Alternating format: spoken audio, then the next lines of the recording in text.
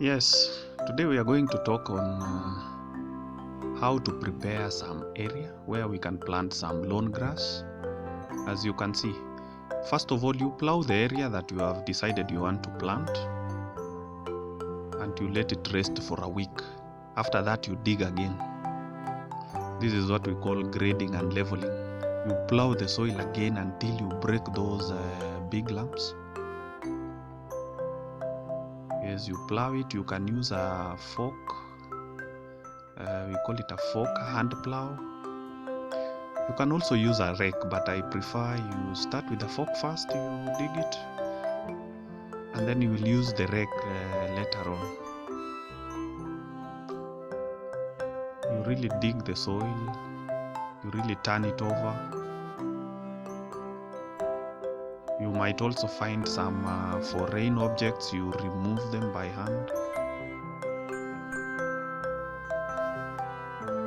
So we're just gonna do the digging and see what will happen. After digging, now you can use a rake to level the soil. This will really assist you in breaking down the big lumps. The unbreakable lumps, you can actually remove them by hand and remove them completely from the area.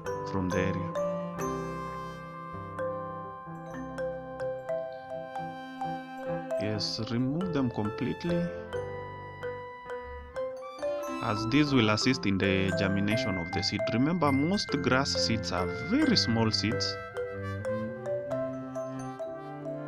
So any lumps or any grass that were there, any vegetation that was previously on the area will really interfere with the germination.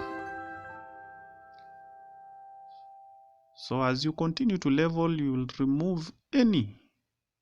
Yes, you remove them by hand even, and put them aside and continue leveling. Break down using the back of the rake to break down the soil. Now here is the seed. It's the Papsalam. Just open a little side from the container.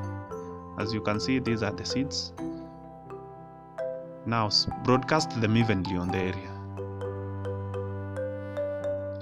There are usually some small gadgets that can be used actually to broadcast the seed, but for my case I'm using just using my hand, and in this case I just use the bottle with which the seeds came with.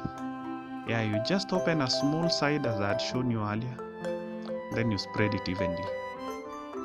Now immediately after spreading out, make sure you water the area and ensure that the area is well moist throughout the entire period. It might take even over a week for it to start to germinate, and in all that time, the only thing we'll be doing is watering the place.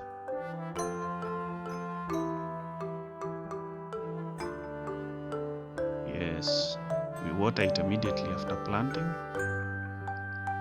Make sure the water spread evenly on all the sides. You can water twice a day. For me, I've been watering in the morning and in the evening. That is good. It makes sure the place is moist, it's cool. Avoid any walk on the area. Avoid people using the area. You can really demarcate it. But if it's in your compound, like in my case, where I know nobody, there is not much traffic, then it's good that there is no traffic on the area. That was a day's walk, and actually there was nothing else to do. It's just watering. Wow. Now after 5 days of watering, as you can see, they have started sprouting, started germinating small. But be careful also, at this time there are also other foreign grass which are not the one that you planted. You can pluck them out by hand. Yes, you can remove them one by one by hand. If it's a large area, you can employ people. Now this is 3 months later, after patiently watering the place. As you can see now, the grass have locked in. In fact, I've even cut the first time, so I thought maybe I should cut it fast so that I show you a very beautiful picture like this. You see this was where we were planting the grass. Very nice indeed. I can't believe it myself. Yeah, you see now. Yes, this is after 3 months. Now after 4 months, this is how it looked like.